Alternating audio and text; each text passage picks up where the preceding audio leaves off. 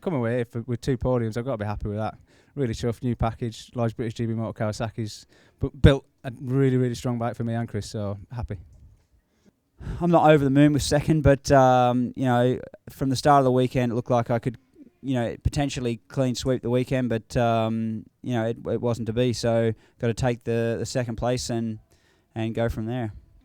That race was pretty tough, and I was quite pleased to hear Josh say that the track didn't seem so fast for him, because I felt like a good few laps in that race there, pushed really, really hard. And on Saturday morning we were, Josh and I, in 45s on both on really, really old tyres, and I kind of thought that was going to be his and my pace in the race. But I think I got a couple of 46 flats, and that was me about maxed out. But I had a bit of a strategy, and that was to try and get away, because I knew that Josh being in the race, he'd come through, and I started a long way back in the first race and come through, and I knew he'd be able to do the same, because he and I have been quite similar in pace all weekend. So I kind of figured that I needed to try and get out the front and sort of see where I went, but without sounding like I'm making excuses, the lap timer on my bike packed up, and it kept showing me the same lap time for about 6 or 7 laps on the bounce, and I thought there's absolutely no way I'm that consistent. But